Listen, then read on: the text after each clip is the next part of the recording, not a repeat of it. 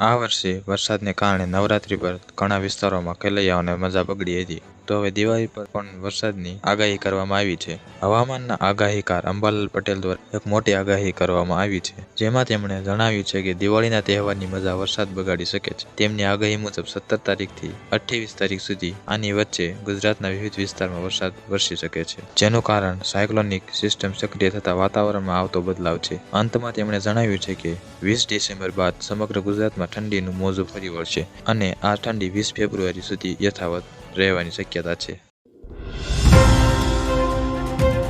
ગાંધીનગર જિલ્લાના દહેગામ તાલુકાના બહિયલ ગામમાં ત્રીજા નોરતાની રાત્રે સોશિયલ મીડિયા પોસ્ટના મામલે થયેલી ઘટના બાદ પ્રશાસન અને પોલીસ તંત્ર એક્શન મોડમાં છે. ગરબા દરમિયાન પથ્થરમારો, પોલીસ પર હુમલો અને 4 જેટલી દુકાનોને આગ લગાવી એવી ગંભીર ઘટના બાદ કાયદાનું કડક પાલન કરાવવા માટે આજે વહેલી સવારથી વહીવટીતંત્ર દ્વારા ગામના મુખ્ય માર્ગો પરના ગેરકાયદે કાચા પાકા દબાણો તોડી પાડવાની કાર્યવાહી શરૂ કરી દીધી હતી. પ્રશાસન દ્વારા સમગ્ર વિસ્તારમાં લગભગ 190 ગેરકાયદેસર દબાણકારોને નોટિસ ફટકારવામાં આવી હતી.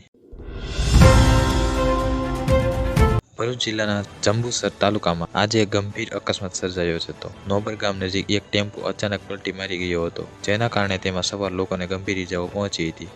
આ ટેમ્પોમાં એક જ પરિવારના આશરે 25 લોકો સવાર હતા. આ પરિવાર કોઈ પ્રસંગમાંથી પરત ફરી રહ્યો હતો અથવા અન્ય જગ્યાએ જઈ રહ્યો હતો, ત્યારે નોબર ગામ પાસે ટેમ્પો ચાલકે કોઈ કારણોસર વાહન પરનો કાબુ ગુમાવતા ટેમ્પો રોડ પર પલટી ગયો હતો. અકસ્માતની જાણ થતાં જ આસપાસના લોકો ઘટના સ્થળે દોડી આવ્યા હતા અને મદદરૂપ થવાના પ્રયાસો શરૂ કર્યા હતા. ઈજાગ્રસ્ત લોકોને 108 મારફતે સારવારમાં ખસેડાયા હતા. આજ માટે આટલું. જો તમને વિડીયો ગમ્યો હોય તો વિડીયોને લાઇક કરી દેજો, ચેનલને સબસ્ક્રાઇબ કરી બેલ આઇકન ઓન કરી દેજો. મળીએ નવા સમાચારની અપડેટ સાથે. ધન્યવાદ.